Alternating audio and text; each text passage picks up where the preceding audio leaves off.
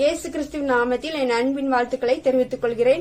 மத்தேயு 10:32 மனுஷன் முன்பாக என்னை அறிக்கை பண்ணுகிறவன் எவனோ அவனை நானும் பரலோகத்தில் இருக்கிற என் பிதாவின் முன்பாக அறிக்கை பண்ணுவேன். சாட்சி சொல்லுவது தேவனுடைய நாமம் மகிமைப்படுவது. வாய்ப்பு கிடைக்கும் போதெல்லாம் எப்பொழுதும் எந்த இடத்திலும் வெட்கப்படாமல் சாட்சி சொல்லுங்கள். வாங்க சாட்சிக்குள்ளாக கடந்து செல்வோம். நான் ஒரு இந்து குடும்பத்துல சேர்ந்தவா. இந்து குடும்பத்துல தான் பிறந்தேன், இந்து குடும்பத்துல வளர்ந்தேன். நான் ஒரு 7ஆம் கிளாஸ் படிக்கும்போது அகஸ்டின் ஜெபக்குமார் கூட்டத்துக்கு நான் போயிருந்தேன். அங்கே போனோன்னா ஆண்டவருடைய ரட்சிப்பு எனக்கு கிடச்சிது. அதனால் நான் ஆண்டவருக்குள்ள மும்முரமாக ஜெபம் பண்ண ஆரம்பிப்பேன். நான் பழகினதுக்கு அப்புறம் கிறிஸ்தவ குடும்ப ஆட்களோடு தான் நான் பழகியிருக்கேன். இங்கே உள்ள ஒரு வாத்தியார் குடும்பத்தில் தான் நான் சின்ன பிள்ளையா இருக்கும்போது ரொம்ப பேச வைக்க, அவங்க எங்கே போனாலும் ஜெபத்துக்கு போவாங்க. அவங்க மகன்கள் 2 பேர் இருக்காங்க, அவங்கெல்லாம் அங்கே கூப்பிட்டு போவாங்க.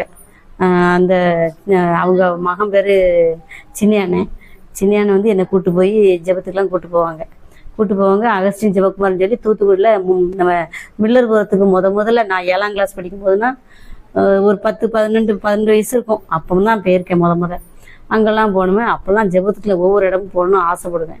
ஜெபந்தான் வாழ்க்கையில் முன்னேறன்னு சொல்லி பொன்சிலேக்கான ஒரு அக்கா இருக்காங்க. அவங்க எப்போ பார்த்தாலும் பைபிள் வாசிப்பாங்க.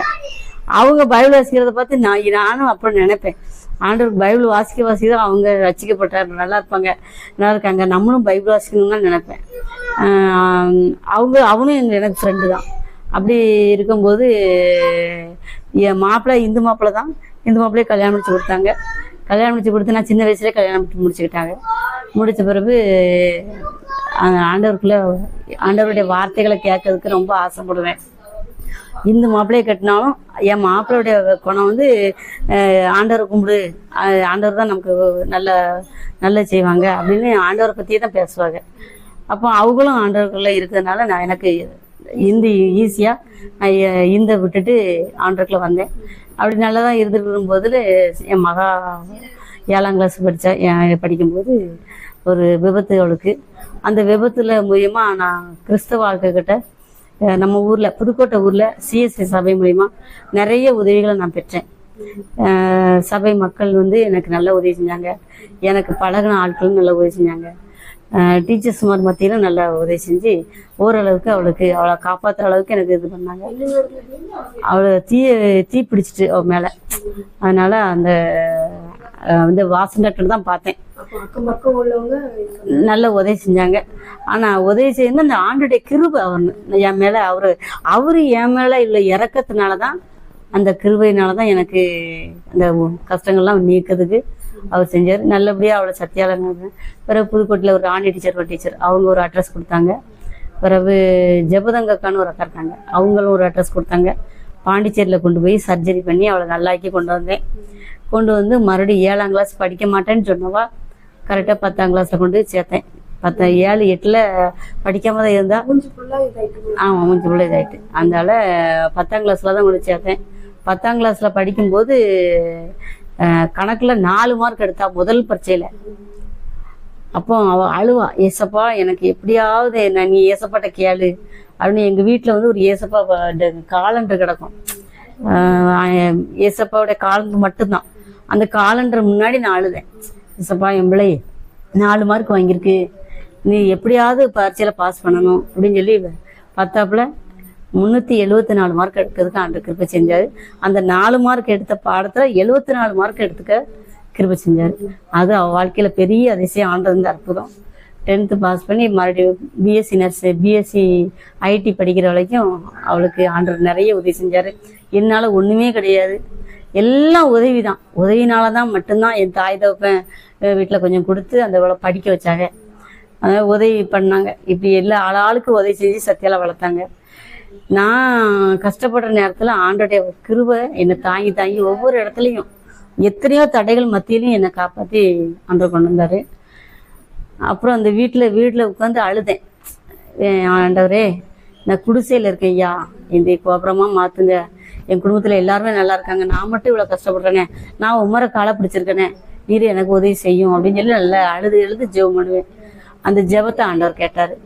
அந்த நேரத்தில் தான் ஐயத்தர சார் பஞ்சாதியும் இந்த தெருவில் ஜெபம் பண்ணுறதுக்காக வந்தாங்க. ஒவ்வொரு வீடு வீடாக ஜெபம் பண்ணுவாங்கள்ல, அந்த மாதிரி ஜெபம் பண்ணுறதுக்கு வந்தாங்க. வந்து எங்கள் வீட்டுக்கும் வந்தாங்க.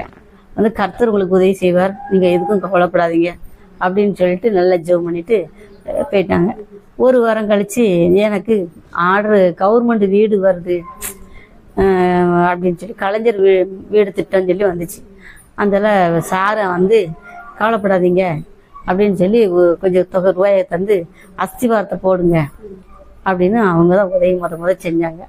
அதுக்கு பிறகு என்கிட்ட ஒரு 2-3 செயின் இருந்துச்சு, அதை விற்று நான் ரெடி பண்ணி ஓரளவுக்கு வசதினேன். கவர்மெண்ட்லேருந்து நான் கட்டி முடித்த உடனே கொஞ்சம் கொஞ்சமாக ரூபா இருந்தாங்க, அதை வச்சு நான் கட்டி முடித்தேன். அப்போ ஆண்டவர் அந்த நேரத்துலையும் வீடு இல்லாத நேரத்துலையும் வீடு கட்டுறதுக்கு கிருபை செஞ்சார். அப்படி இருக்கும்போது இப்போ வேலை என் மாப்பிள்ளைக்கு வேலை இல்லை. அப்போ ஆடு மேய்ச்சிக்கிட்டு இருந்தாங்க. தான் இருந்தாங்க. BA வரைக்கும் படிச்சுட்டு ஆடு மேய்ச்சிக்கிட்டு இருந்தாங்க. அப்போ வேலை இல்லையேன்னு சொல்லி ரோட்டு வழியே அழுதுகிட்டே போய் இந்த பைபாஸ் ரோட்டில் அழுதுகிட்டே போகிறோம். வீனஸ் கம்பெனிக்கு நேராக ஒரு பாத்திரம் கழுவுறதுக்காக 2 பேரும் சரின்னு சொல்லி ஒப்புக்கொண்டு வந்துட்டோம். பாத்திரத்தை கழுவி வேலை பார்க்கலான்னு சொல்லி புருஷன் முன்னாடி 2 பேருமே போயிட்டு உட்காந்துட்டோம். வார வழியில் ஆண்டவர் எனக்காக ஒரு அற்புதம் செஞ்சார். டோல்கேட்டில் அப்போ தான் டோல்கேட் திறந்துச்சு. அப்போ அங்கே ஒரு பையன், சின்ன பையன் நின்றுட்டு இருந்தான். ஒரு 17 வயசு தான் இருக்கும் அந்த பையனுக்கு. அந்த பையன்ட்ட என் தம்பி எல்லார வேலை தானே சொல்லுப்பா அப்படின்னு. வேலை இல்லையம்மா அப்படின்னு. எப்படியாவது ஒரு வேலை இருந்தால் சொல்லுப்போம் அப்படின்னு. சரி மத்தியானம் வேலை எதுவும் எடுத்தாங்கன்னா சொல்கிறேன் அப்படின்னு அந்த பையன் சொல்லிவிட்டான். மத்தியானம் போல் ஃபோன் அவனா அடித்து நீங்கள் உடனே ரிசீம் கொண்டு வாங்க அப்படின்னு. அன்னைக்கு தான் அந்த டோல்கேட் ஆரம்பிச்சது. அன்னைக்கே என் மாப்பிள்ளையே சூப்பர்வைசராக அந்த இடத்துல வேலைக்கு சேர்த்தாங்க. வேலைக்கு அங்கே வேலை செய்கிற ஆளுக்கு பூரா என் மாப்பிள்ளைக்கு நல்லா சப்போர்ட் பண்ணாங்க. நல்ல மாதிரி பார்த்துக்கிட்டாங்க. அந்த வேலை செய்கிற தெரியாத வேலையாக இருந்தாலும் பார்த்துக்கிட்டாங்க. நல்லா அந்த வேலை கிடைக்கிறதுக்கு கடவுளுடைய கிருபை. அன்னையிலேருந்து இன்னைக்கு ஒரு 15 வருஷமாக நல்லபடியாக வேலை பார்த்து நல்லபடியாக இருக்கோம். இப்போ 60 வயசு சரி வேலையிலேருந்து விலகிட்டாங்க. விலகிட்டாலும் ஆண்டவர் தருவாரியா, நீங்கள் கவலைப்படாதீங்க. ரொம்ப மூச்சு முட்டுதுன்னு சொன்னாங்க. மூச்சு முட்டுதுன்னு சொல்லும்போது நான் என்னுடைய பொருளை விற்று கடத்தை பூரா அடைச்சேன். கழுத்தில் ஒரு செயின் தான் வச்சுருந்தேன். இந்த ஒரு செயினையும் விற்று கடத்தை பூரா அடைச்சிட்டு நிம்மதியாக இருப்போம் அப்படின்னு இருந்தேன்.